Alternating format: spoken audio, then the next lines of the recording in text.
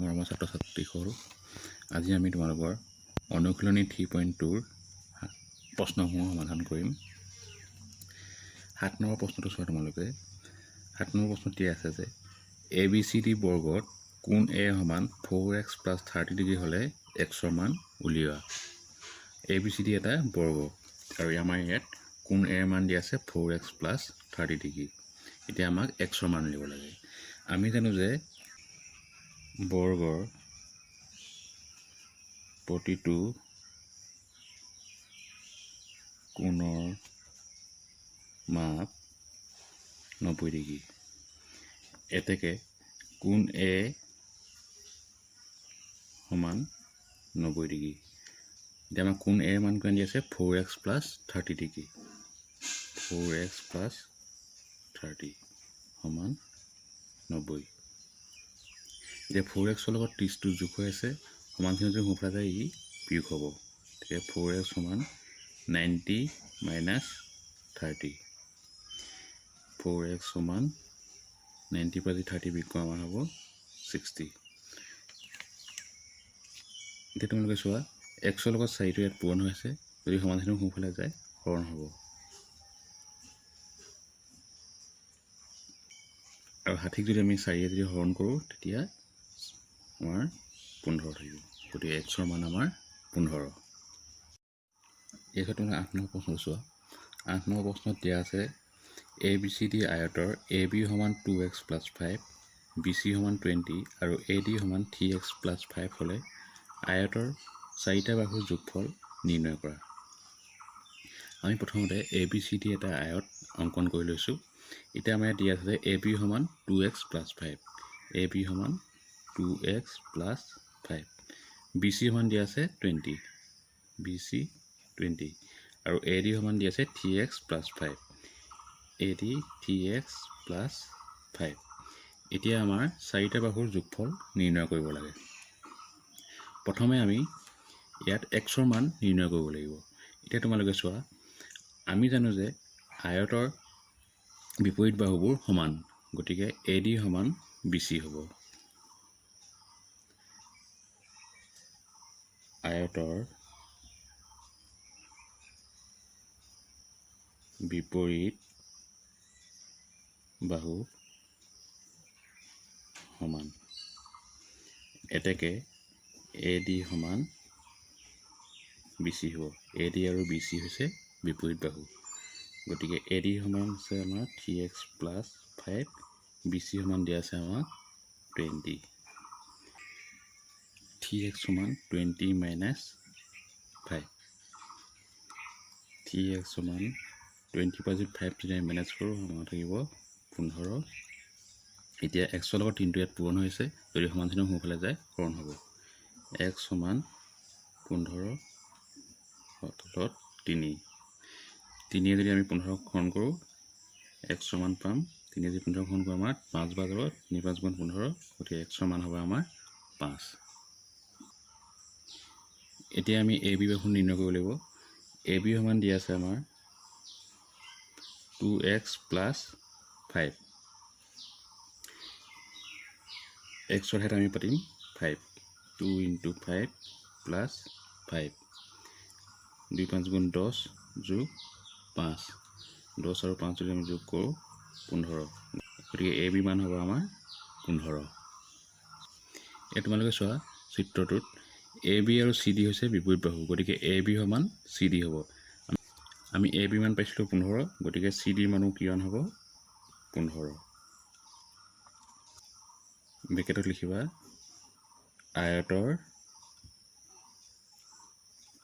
বিপৰীত বাহু সমান। একেদৰে তোমালোকে চোৱা BC আৰু AD এইডাল হৈছে বিপৰীত বাহু, গতিকে AD মান হ'ব আমাৰ 20, কাৰণ BC মান আমাক দিয়া আছে 20, গতিকে AD মান হ'ব আমাৰ 20। AD সমান 20। এতিয়া আমি বাহুকেইটাৰ যোগফল নিৰ্ণয় কৰিব লাগে। AB যোগ BC যোগ CD যোগ AD। এ বি মান পালোঁ আমি 15, বি চি মান আমাক দিয়া আছে 20, চি ডি মান পালোঁ আমি 15 আৰু এ ডি মান পালোঁ আমি 20। এইকেইটা যদি আমি যোগ কৰোঁ আমাৰ হ'ব 70। গতিকে বাহুকেইটাৰ যোগফল আমাৰ 70। এতিয়া তোমালোকে 9 নম্বৰ প্ৰশ্নটো চোৱা।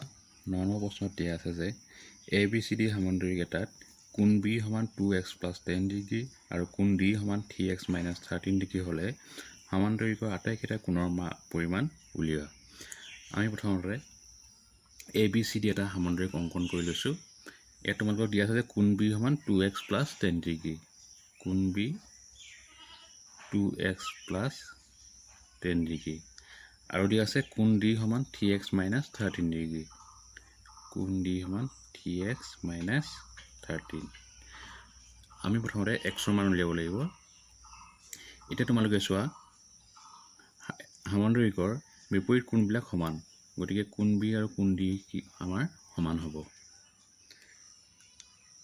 সামান্তৰিকৰ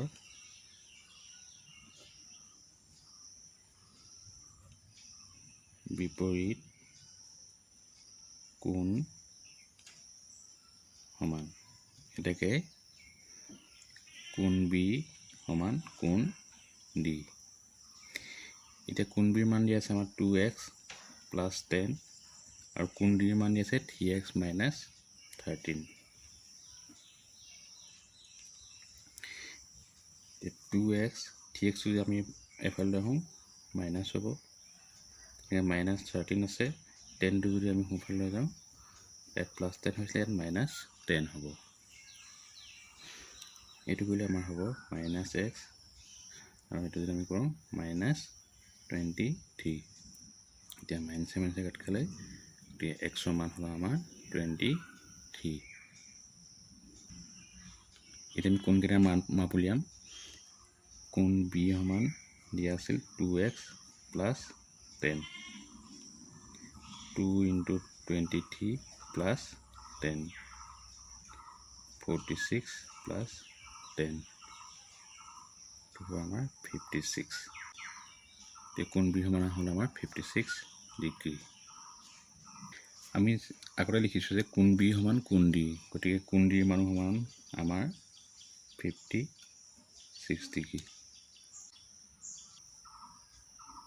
এতিয়া তোমালোকে চোৱা কোণ এ আৰু কোণ বি হৈছে সন্নিহিত কোণ। আমি জানো যে সামন্তৰিকৰ সন্নিহিত কোণ দুটা সম্পূৰক, অৰ্থাৎ সন্নিহিত কোণ দুটাৰ যোগফল আমাৰ 180 ডিগ্ৰী। গতিকে এ আৰু বি যদি আমি কোণ দুটা যোগ কৰোঁ 180 ডিগ্ৰী হ'ব। কোণ এ যোগ কোণ বি সমান 180 ডিগ্ৰী। কোণ এ বিৰ মান পালোঁ আমি 56 ডিগ্ৰী সমান 180 ডিগ্ৰী। কোণ এ সমান 180 বিয়োগ 56, কোণ এ সমান হ'ব আমাৰ 124 ডিগ্ৰী। 180ৰ পৰা যদি আমি 56 বিয়োগ কৰোঁ আমাৰ থাকিব 124। এতিয়া তোমালোকে চোৱা আকৌ কোণ এ আৰু কোণ চি হৈছে বিপৰীত কোণ। আমি জানো যে সামান্তৰিকৰ বিপৰীত কোণবোৰ সমান, গতিকে কোণ এ আৰু কোণ চি সমান হ'ব। এতেকে কোণ চি সমান কিমান হ'ব আমাৰ 124 ডিগ্ৰী। এতিয়া তোমালোকে 11 নম্বৰ প্ৰশ্নটো চোৱা। 11 নম্বৰ প্ৰশ্নত দিয়া আছে যে A B C D ৰম্বাছত A B সমান 3x + 4 আৰু বি চি সমান 2x + 7 হ'লে ডি চি আৰু এ ডি বাহুৰ দিশ কিমান? আমি প্ৰথমতে এ বি চি ডি এটা ৰম্বাছ অংকন কৰি লৈছোঁ। A B C D ৰম্বাছত A B মান দিয়া আছে 3x + 4 আৰু বি চি মান দিয়া আছে আমাক 2x + 7। এতিয়া আমাক ডি চি আৰু এ ডি নিৰ্ণয় কৰিব লাগে। এতিয়া চোৱা আমি জানো যে ৰম্বাছৰ প্ৰতিডাল বাহু সমান, এ বি সমান বি চি আৰু চি ডি আৰু এ ডি এই আটাইকেইডাল বাহু সমান। ৰম্বাছৰ প্ৰতিডাল বাহু সমান, এতেকে এ বি আৰু বি চি সমান হ'ব। এ বি সমান বি চি হ'ব। এ বি মান দিয়া আছে আমাক 3x প্লাছ 4 আৰু বি চি মান দিয়া আছে আমাক 2x প্লাছ 7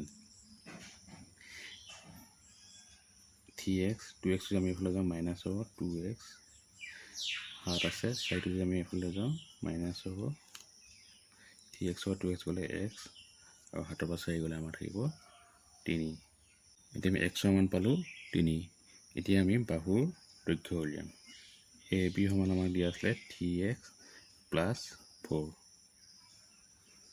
3 into 3 প্লাছ 4 xৰ ঠাইত আমি 3 পাতিছোঁ 3 3 গুণ 9 যোগ 4 গতিকে এ বি সমান 9 যোগ 4 13 আমি আগতে কৈছোঁ যে ৰম্বাছৰ প্ৰতিডাল বাহু সমান গতিকে এ বি মান পালে আমি 13 তেনেকেই এডালো আমাৰ 13 হ'ব এডালো আমাৰ 13 হ'ব এতেকে ডি চি সমান 13 একেদৰে এ ডি সমান 13 ইয়াত আমৰা লিখিব পৰা যায় ৰম্বাছৰ প্ৰতিডাল বাহু সমান